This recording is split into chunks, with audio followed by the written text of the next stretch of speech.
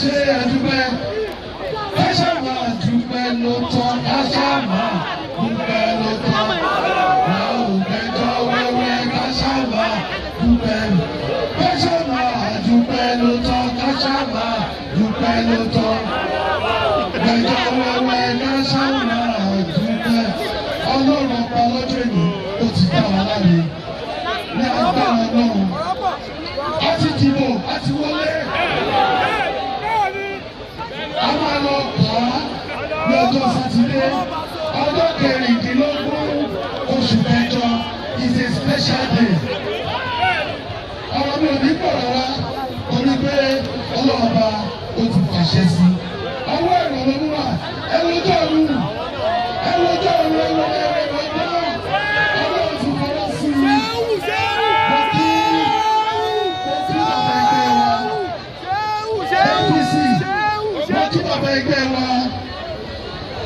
State Party Chairman, Architect Ọláìdé Abbas,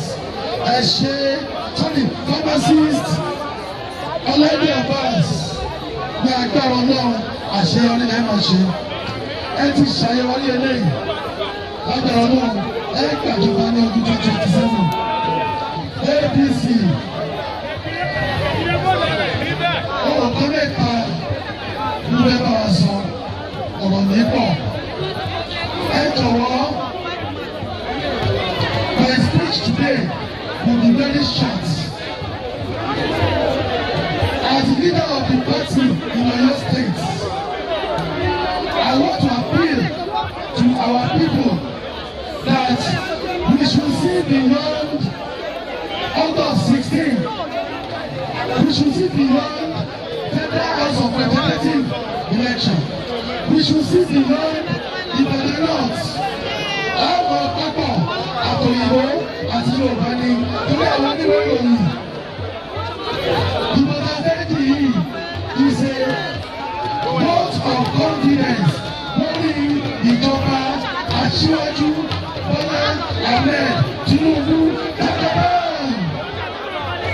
Bẹ́ẹ̀ni, ìbọ̀dà fẹ́ẹ̀dì yìí.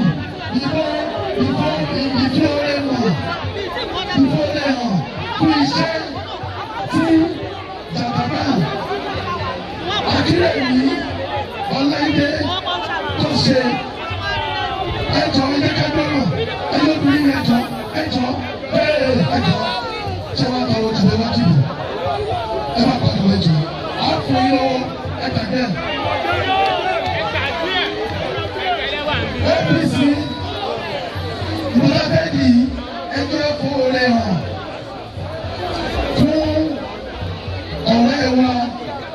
Fàyè sílẹ̀ iṣẹ́ tó ti ṣe ẹja máa ṣe continuity. APC lórí Ìbàdàn North ẹ má jẹ́ kó jà wá lólè ẹgbẹ́, wọ́n ti jà wá lólè ilẹ̀, wọ́n jà wá lólè ọjà, wọ́n jà wá lólè ilé wa tó wọ́.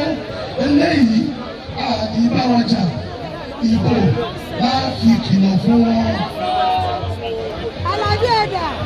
Wọ́n ní ilé wọlé wa.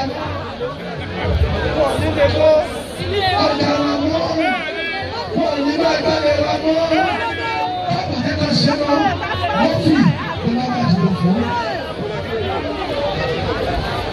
So ìbò 16th August ó ṣe pàtàkì sí ẹgbẹ́ wa pé àgbẹ̀dọ̀ rìbẹ́ síìtì wọn ká ní. Àwọn náà ní Ọ̀yọ́ State bẹ́ẹ̀ ni àbí bẹ́ẹ̀ kọ́.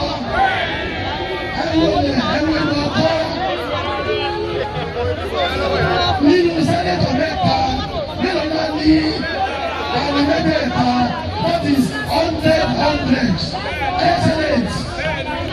Nínú House of Rep mẹ́rìnlá mélòó náà ní.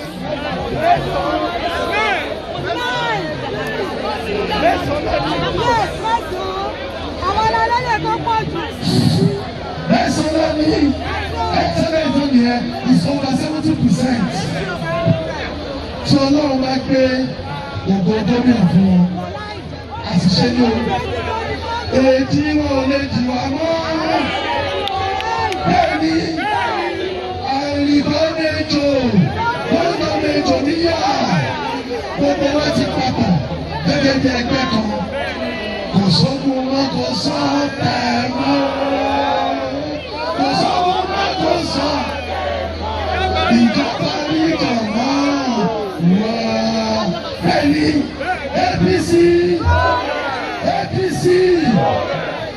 lẹ́ẹ̀kan yìí ẹ jẹ́ àfihàn pé àwa la ní Ọ̀yọ́ state ká tún bẹ̀rẹ̀ láti Ìbàdàn north ká gbé Honorable Adéwálé Murphy Ọlátúnjí wọlé